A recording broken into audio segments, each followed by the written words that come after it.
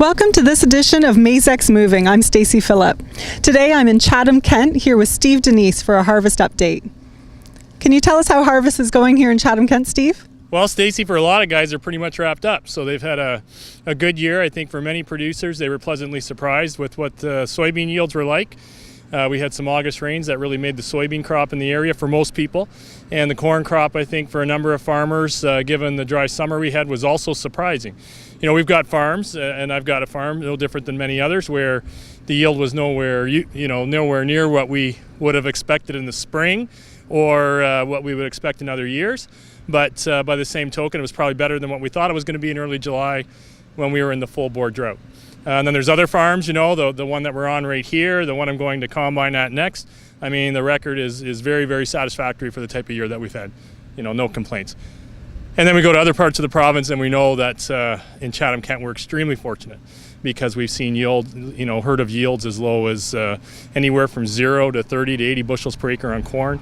And that's very frustrating for farmers. And the only thing there is usually when you have a very frustrating year, hopefully you've got a bounce back year the year after. Absolutely.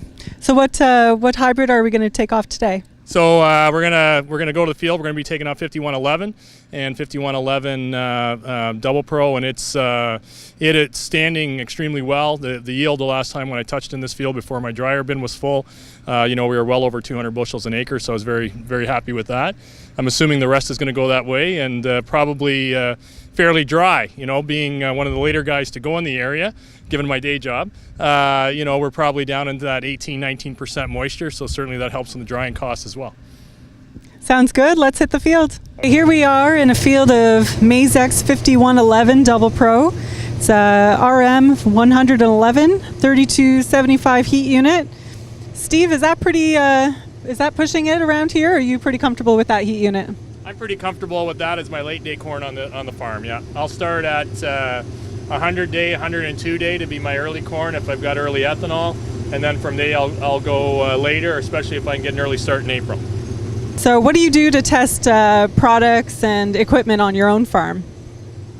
Well, I try to do some experiments every year, whether it's with population, fertility. I certainly work with our area person, in this case Chuck Belanger, and we put a plot in so that we see full range of genetics in that plot that we'll see side to side.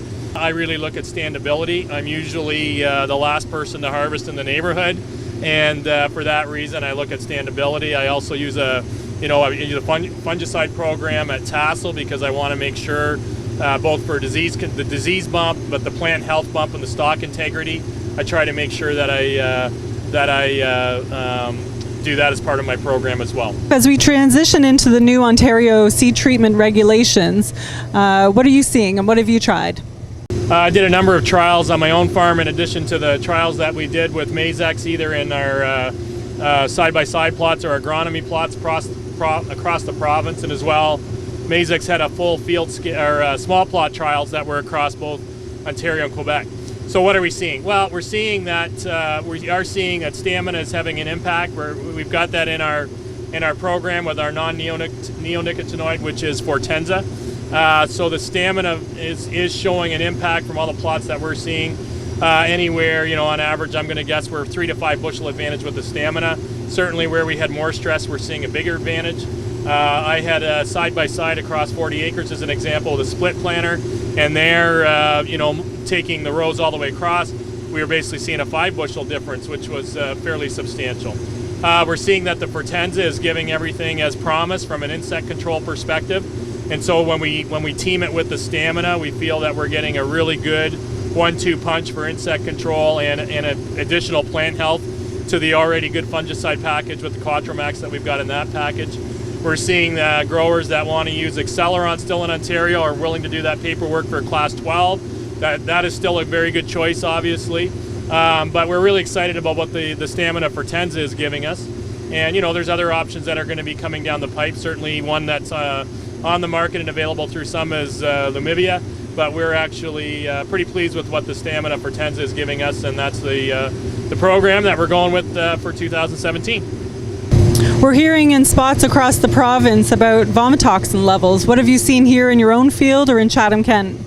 we scouted and decided not to spray, but in fact we did have quite a western bean cutworm infestation, and so from that perspective, the western bean cutworm caused damage in the ears, both at the top in terms of burrowing, and then also we saw side puncture wounds.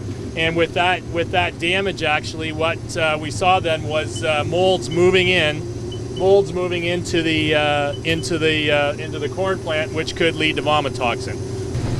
Well, we're about mid-November at the moment, Steve. If you're the last guy to finish in the neighborhood, what are we looking at? Christmas?